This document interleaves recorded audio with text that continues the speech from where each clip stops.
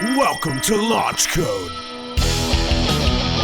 a premier business podcast, starring Evan Hafer, Matt Best, and Jared Taylor. Welcome to Launch Code San Antonio. We are somewhat moved in. We don't have the set build yet because we don't have a building yet. Hopefully that'll change shortly. But as of this week, Matthew, and Evan are traveling all over the country doing cool coffee things. And I'm back here holding down the fort in good old San Antonio. Now, as a lot of you might know, not only did we just relocate to San Antonio, Texas as our new headquarters, but another very popular veteran-owned company has also recently relocated, which would be Grunt Style. And joining me today is Grunt Style's Chief Operating Officer, Tim Jensen. Hello, Tim. Well, hello, JT. Thanks for having me on the show, man. And welcome to San Antonio. Thank you. You know, you've been here for a good 5 months now, so you've got the lay of the land a little better than I do. Trying. It is a beautiful place. Coming from Chicago, I have to say that it's still snowing up there, and it has been in the 80s and 90s down here, which is unbelievable. It's such a different thing for the psychology. Like waking up every morning to sun and blue skies has just been like great. It's almost like, ooh, happy. Absolutely. Sitting on the deck, I was just saying this morning, sitting on my back deck, drinking some coffee and smoking a couple cigarettes, 70 degrees in the morning. I'm like, what the hell's going on here? So it's exciting because we've never had anybody from your organization on any of our shows, but we're going to start now that we're neighbors. Number two, looking forward to the future, we're planning on doing a giant special where we bring in Tyler, the owner of Nine Line, Nick, the owner of Ranger Up, myself, Matt, Evan, you, and Dan Elric to do a whole Launch Code special on the last 5 years in veteran industry. So bringing everybody in that has been part of this crazy path, and telling all of our stories. But today I want to dive deep into your history in the Marine Corps. What happened with you when you transitioned out and became a civilian? And then how did you meet Dan, and what was the beginning of Grunt Style like? Oh, man, that's a walk back through time. And, just to touch a little bit on it, thinking back of it, 5 years, all of us operating in this space has been absolutely incredible. Just to see where the entire industry has gone is, a testament to everybody's hard work. And really, if you take it back to 2012, like that was like the micro stages of everybody except for Ranger Up. Ranger Up had been operating, they had a building at least, but 2012, 2013, we're all doing this out of garages and the back of trucks and everything like that. Absolutely. I mean, it's incredible. I remember those first days. I mean, the production office was not even the size of your apartment here, and making shirts in there, and then going into all the following stages, and then watching all the other businesses come around and doing the same exact thing, growing at the same rate. It's just been absolutely incredible. But to go back to your question, how did it all start for me? My military career started back in 1997. I joined the Marine Corps, which has a little bit of a story in itself. My mom said, "Is this something that you really wanted to do?" And I was 17 years old. I didn't want to go to college. It wasn't something that I had in my plans. I was growing up in North Carolina. My junior senior year, I was ditching school to go fishing and hunting, and so I didn't really want to do any more of that school stuff. And so I was like, I want to join the military, and I think the Marine Corps is calling to me, And she's like, well, if this is something you want to do, I want to take you somewhere. And what she did is she took me up to Washington, D.C. during Memorial Day weekend. If you've ever been there during that time period, you got all the Vietnam veterans that come through town. Watching 68,000 bikers drive down Pennsylvania Avenue was absolutely breathtaking. And, she took me to the Vietnam Wall. And that was really the first time I've ever saw my mother cry in, like, real heartbreak. And, and what she was doing is, she went to the book and, found a bunch of her high school schoolmates, and then went to the wall and copied all of the names from that wall.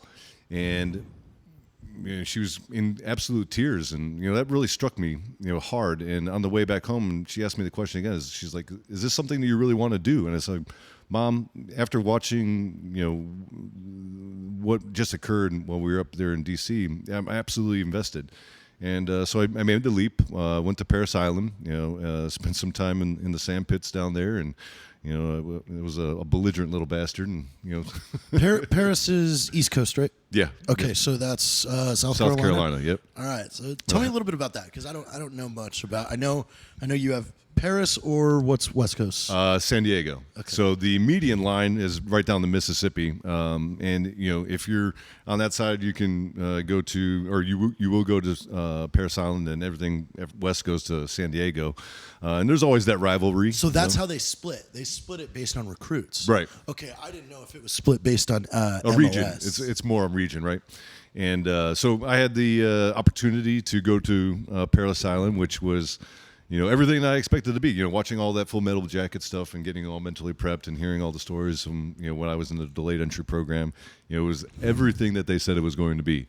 And when you make that drive across the causeway and you're coming into the recruit depot in the middle of the night on the bus, you're like, what? I just made the worst decision of my life. Oh, I bet. Yeah, 97. You still had real boot camp. Oh yeah, absolutely. I could tell you stories of being in the big gear locker and getting corrected. But so I did that, and so the land of the Sand Flea. Was a Did first. you pick an MOS going in?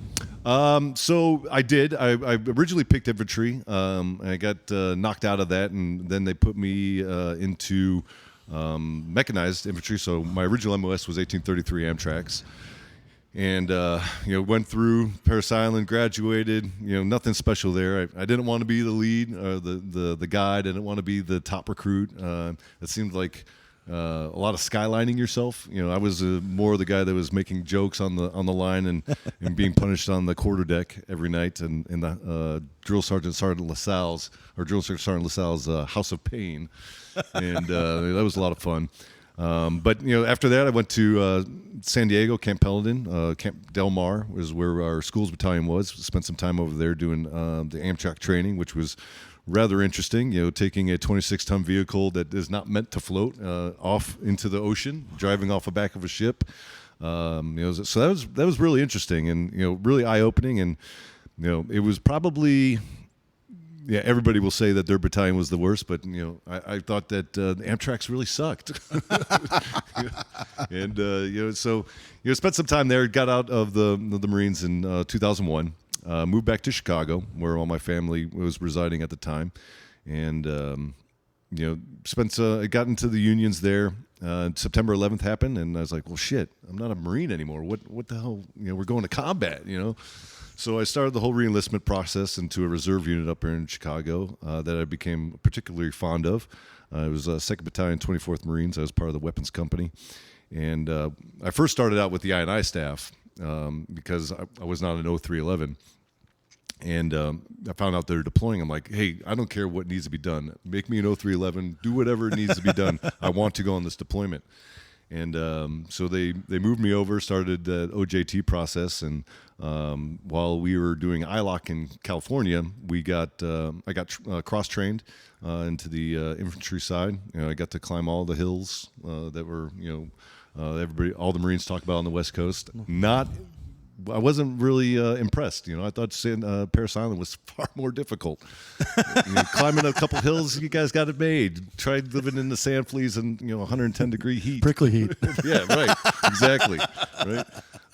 So it was a lot of fun. But we deployed to the northern Babel province of Iraq in 2004. I was on the Advon team, and we were responsible for doing the ripping out 2-2. We were in the Triangle of Death, Mahmadiyah, and it was a lot of fun. We part of my job when I was deployed, they took the CAT teams and they really didn't know what to do with a lot of the 81s, the assaultmen and all these different MOSs. So they made these unique things called mobile strike teams. And what we were charged to do was during the day do harassment and interdiction, just go around looking like soft targets and get into a lot of gunfights. And then at night, when the line units were out doing their stuff and collecting intelligence, they would work target packages and give it to us to go do these HVT hits, which was, I got to say, some of the greatest things that I've ever been a part of. But so we from September to December, it was back in 2004, it was a hell fight. We participated. We were in a war. Yeah, it was the war, right? There were very little ROEs. We were supporting Phantom Fury, so we did a lot of work on the Euphrates, holding the line there as all of the Marine battalions in the Army were pushing through Fallujah. They were pushing. We were the trapdoor, catching all the fighters coming back over the river. And it was a hellacious gunfight nearly every day. I mean, we were one of the first battalions in Iraq to have a force-on-force contact, where my platoon of 30 Marines took on a group of 200 fighters, which we later learned to be Zarqawi doing a head planning in our town. Oh, wow. And we got ambushed earlier in the morning. We came back to recon the area to see what was really going on, and spoiled a huge ambush that they were planning and took on 200 fighters.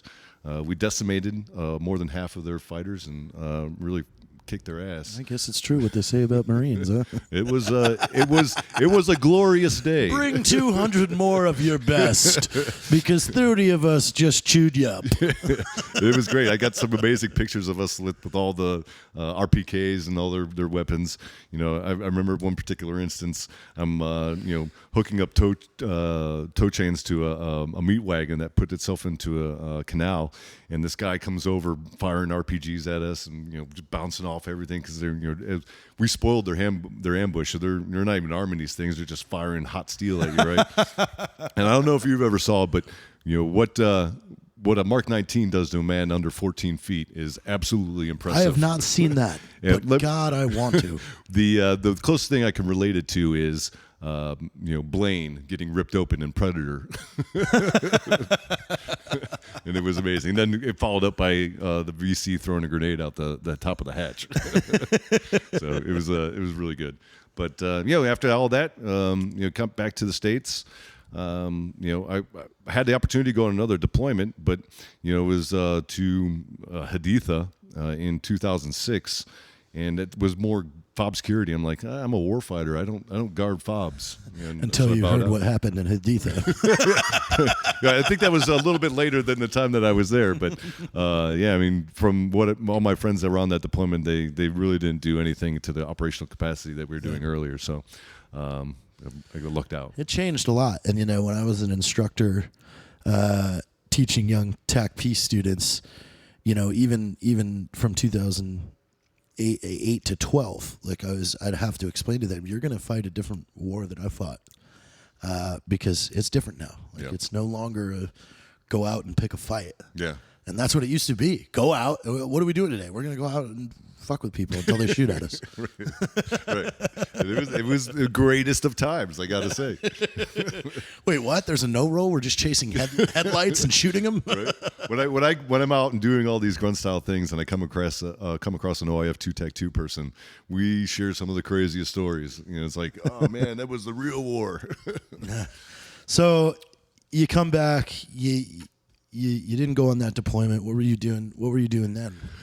So I went back to my union carpenter job. Throwing up flooring in sky rises downtown Chicago, and sounds like a good skill to have. It was good. I mean, as a homeowner, Yeah, exactly. I didn't have to pay people a contract for my house anymore. I was always getting new floor to put in my home that just happened to fall off the back of a truck. Yeah, we get a little extra with one of these buildings. I mean, who's going to miss 4,000 square feet? Right, exactly. I mean, but so it was fun. But you know what? It didn't have the same allure that I had. When I first went into carpentry before I went on the deployment, it was new and it was exciting, right? But coming back from combat, I'm like, everything is dull. There's just nothing more that excites me. Now, for me, just personally, a job like that, it would mess with me psychologically, because no matter how hard you work and you finish one floor, you start all back over the next day. There's 60 more of those. One floor up, and it's like, and then you finish a building, and you have this thing of accomplishment, and it's like, well, tomorrow we're on that one, and we're on the first floor, and we do great job more. security.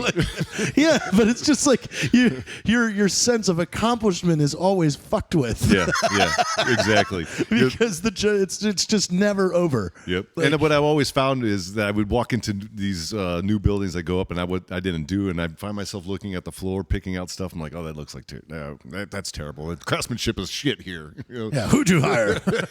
Come in here and rip these out. I'm doing them over. So, so I with all that in mind, I started really struggling, and started drinking, started getting into drugs. Lost a lot of myself. A couple of my friends were dying from a lot of the problems that they had, and then some health issues from the burn pits, and then people just making careless mistakes and getting themselves killed.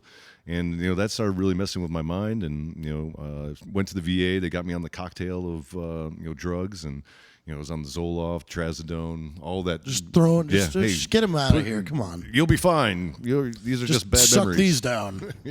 Yeah. So that's when things really spun out of control. I lost my marriage, lost my house, lost my children, and that was a very, very difficult time for me, to the point where I had a gun in my mouth and I was going to commit suicide, and that was a very difficult thing for me. But the savior of it is I couldn't bring myself to do it because of my relationship with my children, even as those fractured as it was, and my mental state that I was in. The thought of them growing up without a father who bowed out because he couldn't handle his own situation just didn't sit well with me.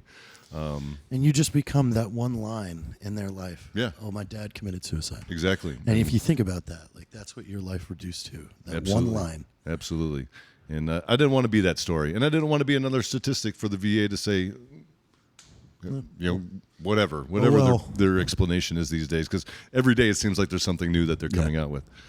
So I stopped the medication immediately. I stopped the medication after I woke up nearly 100 miles away from my house in a blackout, saying, how the hell did I get to Portage, Indiana?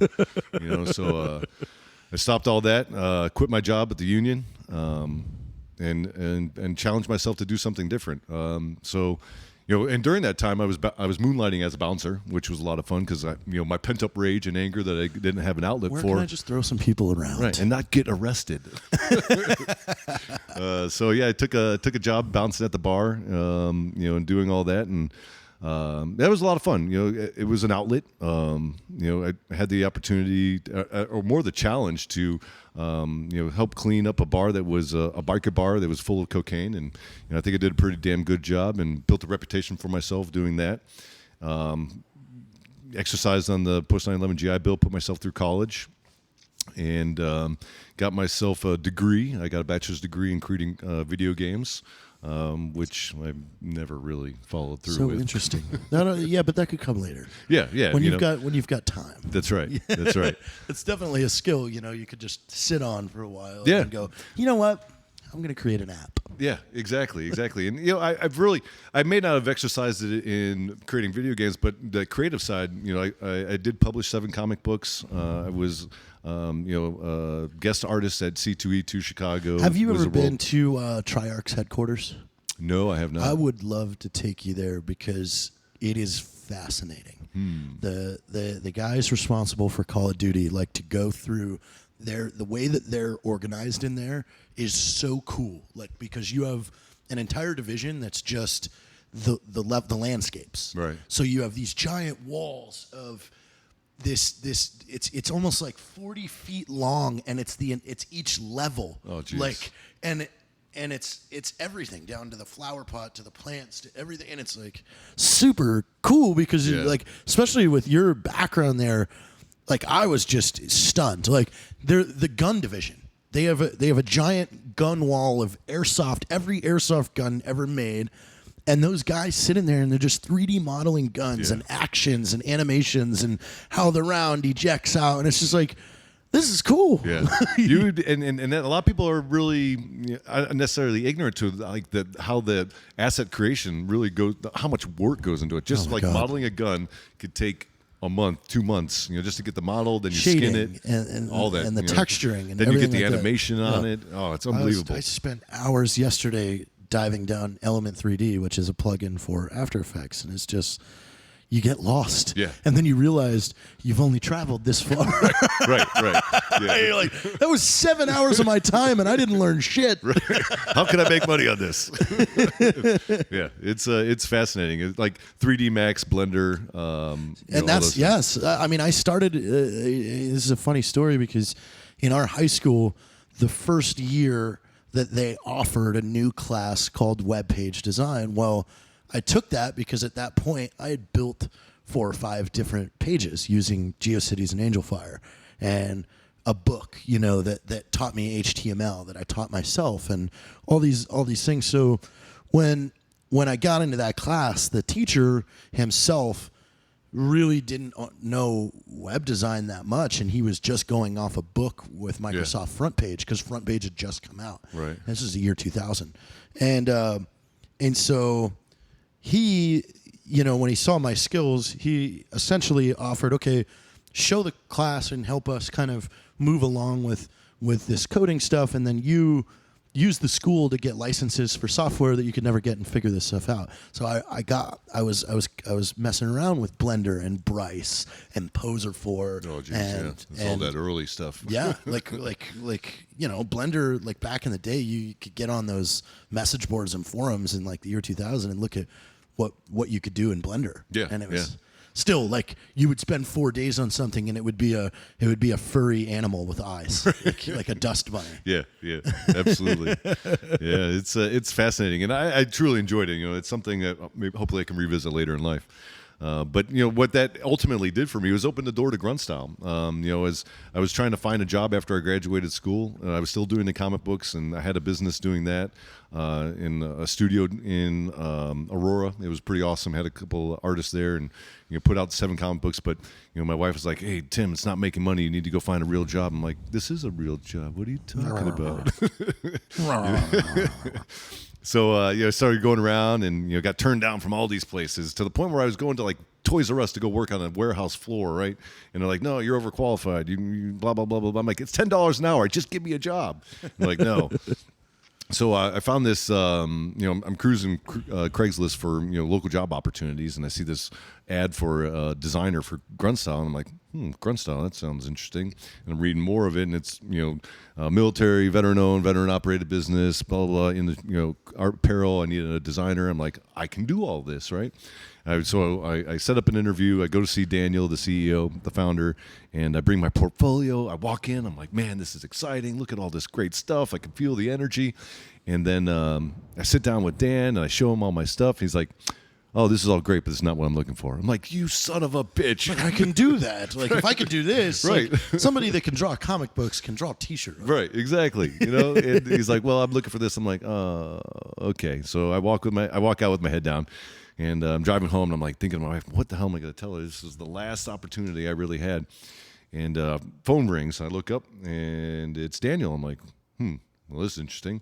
So I take it, and he's like, hey, I was thinking about it. I really need you on my team and somebody of your skill set. And I know you're really interested in this design position, but I have another opportunity. And I was like, well, okay, what is it? And he's like, well, I have a position folding shirts. I'm thinking to myself, well, that doesn't sound very glorious, but yeah, I need to go home with a job. So I was like, okay, I'll take it. Didn't even ask what the pay was, right? And he tells, just report here on Monday when comfortable clothes. I'm like, okay, cool. And so I do that, go home to my wife. She's excited. Go back Monday, find out it's a $10 an hour job. I'm like, whatever, that's cool. And that really started the whole adventure. So I went from folding shirts to being a press operator, lead press operator, production manager, operations manager, to chief operating officer, and now partner. And over the last 5 years, we've been really heavily involved in the expansion and the growth and bringing all the talent. You remember what it was like though when all you had to worry about was how many shirts you folded? Oh God, the quality of life. every day. When all you had to do was shoot the shit with your buddies, right? 40 hours a week. I dream for those days. Now, if I don't do 80, I feel like I'm cheating the company. But that's a testament to the leadership style over there. Like, because you know now what the trick was. Mm-hmm. You said in the interview that you wanted to work and you were motivated, mm-hmm. and Dan gave you the sweep the floor job. Okay, mm-hmm. well, do you want to sweep the floors? And if you were too good for that, then you're not going to be good on this team. Absolutely. And you took it. Yep. And the reward behind that was he gave you a path to become a partner. Yep, absolutely. That's amazing.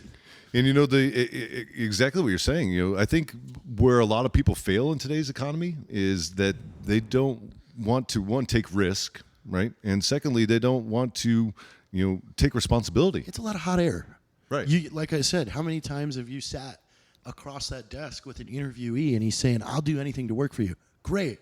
I need somebody to take out that trash. Well, I don't want to do that. Right. I'm too good for that. Okay. Well, you see my resume? You just told me. Right. Exactly. I left. When I left the union, I was making well over $100,000 doing that. It was a great job, right? But it wasn't what I wanted. I didn't want to follow that. I didn't want to be on my knees laying floor until I was 55 to collect a great retirement. It didn't seem exciting to me, But I was motivated, and I think that when an opportunity presented itself at Grunt Style, I jumped on it like a grenade, and I owned it and went with it. Yeah, never asked the question. Dan said, "Hey, I need this. Hey, Roger that. I'll get it done." And I think that mentality really got me where I am. That first interaction stuck with him as a CEO. Yeah.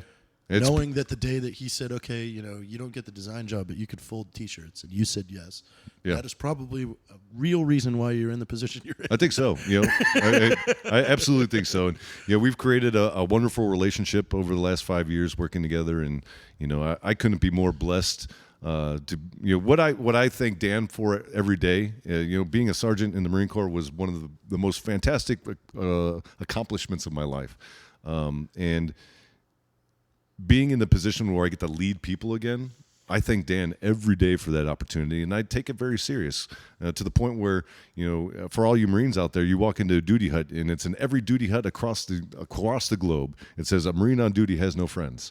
I walk into Grunt Style every day because with that mentality, I'm here to conduct business. You're not my friends. I love all of you. I will go to battle for all of you, but we're here to make money and service the customer. Exactly. So here's a question I have for you, because this is something that we struggle with sometimes, and I want to hear how you kind of deal with it. And you, as a creative person and as a personality for Grunt Style, that is the personality in the videos and things like that, how do you keep your creativity when you're so bogged down with the headache of operations? And you guys are 500 plus people, right? Yeah. So how are you able to separate that and keep because I know it bogs me down, and it bogs Matt down, it bogs Evan down, and that's why there's so much gap now between our joint productions where all of us are together in a video, because we're all just eaten up with the business, and it kind of stumps the ideas sometimes. Well, I think that's a great question. I think a lot of people, not only you guys struggle with that. I think a lot of businesses struggle with that. And one of the things that I've done to really put myself in a position that I can still keep that creative side of me, but still focus on the strategic and tactical sides of the business, is I fire myself from jobs. Right. There are things that I have come across in the 5 years of doing business that I've come to a point in saying, I don't need to do this anymore. I'm firing myself from this job. I'm going to hire somebody that can do it better than me. And, I'm going to surround myself with people that are better than me, right, in a lot of areas. So, like from my production side to my manufacturing side to product development and all that, these are people that are extraordinary in their capabilities. I have understanding, and I can do all those jobs, but I can't do them all at one time. And if I tried, I would be shortchanging the company and not really setting the company up for success. And it would, limit my ability to be creative. So, that old saying of, if you're the smartest person in the room, you're in the wrong room, it holds a lot of value. And, and it's hard for a lot of people to come to that point of really saying, I need to fire myself from a position, because now you're relinquishing parts of control, and, it's a whole human psyche where now you're putting trust in another individual. If you're robbing yourself from what you're best at, though, you're failing. Yes. Absolutely. So again, it's like I may have the ability to cut photos out in Photoshop, but is that a good use of my time? Mm-hmm. Or would it be to hire somebody to do all the cutouts, and then I'll put the final ad together? Right. Yeah. And it's an excellent point. And I read a lot of business books. I try to educate myself in a lot of different things. But I read a statement not too long ago that said, if you're an executive and 80% of your time is not focused on the things that you do best, you are failing. Core competency. Yeah. Competency. Absolutely. Good to great. Mm-hmm. Yeah, Jim Collins. Yes. Yeah. Big fan. It's an eye-opening book, and to all you out there, we've talked about it before. Good to Great. They take 10 companies from the mid '80s. Well, they do it over. It's not a specific time frame, but they take them 20. They look at them at 20 years, right. and what did they do? And what did these companies do in that span of 20 years that made them great companies? And his big foot stomping item throughout that whole book is focus on your core competencies. Mm-hmm. And putting right people on the bus. Yes, right? The right people on the bus, because that's what will carry you. Yep. As well as I do that, culture is a huge thing, right? And if you put somebody into your culture that doesn't necessarily blend with it and can carry that bucket, they have the potential of pissing in the punch bowl, if you will, and ruin everything. So it's very interesting. Well, so, a lot of our listeners for this show are interested in starting businesses or getting into, coming out of the military and things like that. What is your one takeaway that you would give them whether they're job searching or going out to follow, an idea that they have? Well, I think the biggest thing is that, for veterans, we all walk out of the military because we were conditioned to think that we're only competent, like infantry, that I can be a cop or I can be a security guard. I can go do some agency work, whatever that case may be. I think the biggest thing that veterans should really understand when you're going out into the job force, be it if you're just getting out or if you've been out for some time, is capitalize on your strengths. Every one of you is a planner. Every one of you knows how to strategize. Everyone knows how to put together an operation order and how to execute on something. If you can focus on those, you're going to be successful in whatever business that your endeavors are. If you're going to work for someone else or if you're going to set something up for yourself. My biggest thing that I've had is when people talk, like, really corner me for advice, or and I see, a lot of times I see people, that are complaining, or they say you were lucky, and my answer was, I wasn't lucky. I just never quit. Right. It took me, I've been filming videos on the weekends and in the yard and with Dave and shit like that for the last 14 years. Right. And it wasn't until the last 5 I found the people that belonged on the bus and really pushed it forward, and we got to do a lot of cool things. But my big thing to some of these guys is, what did you do today to push forward? Right. And it's as small as that. What did you do today? Mm-hmm. Because 5 to 8 years ago, I had this thing where every day I would watch a Photoshop or editing tutorial, one a day. I just had to sit down and do one a day. I need to learn something about graphics or video editing once a day. Yep. And that was pushing me towards the goal of making a movie. Absolutely. Discipline, right? Yes. Having self-discipline in everything that you do. I think, again, that's something that is intrinsic to all of us that are cut from this cloth, is that discipline is beaten into us, regardless if we like it or not. You're gonna learn it. I see vets lose that, though. Yeah. Like, whereas they were one way in the military. They knew that they had to maintain a physical standard, so they did PT every morning. They knew they had to get certain training accomplished, and they would do that. But then they get out, and they just stop. Yeah, well, and it's like it's different when you have to hold yourself accountable, right? Whereas you're being held accountable by authority, but now that authority is you, and if you can't, meet the expectations of yourself and your own standard, you were taught the formula. Right? Use it. Exactly. It's like everything else. Use it on yourself, right? Just like everything you learn in school, you're given the basic tools. It's how you use those tools, to better yourself. So, how can people find you on social media? There's a lot of ways. Obviously, going to Grunt Style, Grunt Style Facebook page. There's Grunt Style First Sergeant, Grunt Style 1SG on Facebook, Grunt Style 1SG on Instagram, GruntStyle1SG.com is the recent page we put together. So there's a lot of ways you can find out what the character of the First Sergeant is always getting into. And then obviously check out GruntStyle.com. A lot of great product out there. And if you guys haven't seen it yet, I encourage you to go check it out. But a lot of great things coming down in the future. We have, what inclined me to move down to San Antonio was setting up our first manufacturing facility. So we take product from a raw material state on a fabric roll, and then we produce a button-up long sleeve shirt, short sleeve shirt, and all these different items that we're doing made right here in America. And that's really towards that long-term 2018 strategy that Grunt Style has this year is converting all of our product to 100% made in America.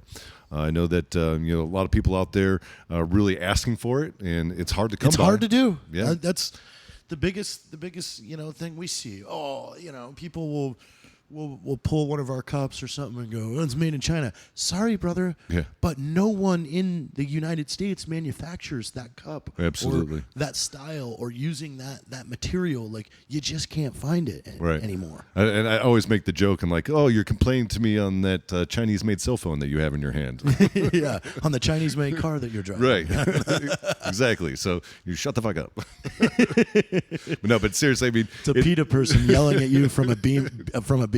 Yeah. Exactly. Fur is murder. Yep. Yeah, well, so are your seats. Absolutely.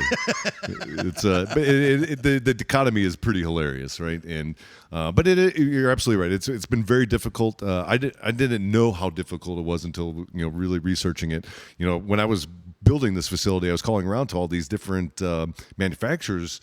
And they're telling me, I'm like, hey, how long does it take to produce a shirt like this? In like 15, 18 months. I'm like, oh my God, I don't have that kind of time. I'm like, what do you think I am? I'm like, well, that's the whole concept strategy from ideation to final product. I'm like, that's full of shit. I don't know how you guys make money, but that's not how we're making money.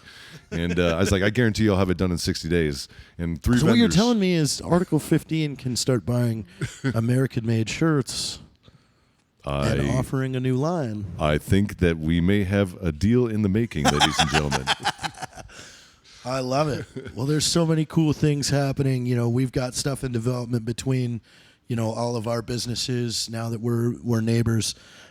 Great insight on Grunt Style, ladies and gentlemen. Tim Jensen from Grunt Style. If you want to hit them up, gruntstyle.com or Grunt Style 1SG on Instagram. This is Launch Code.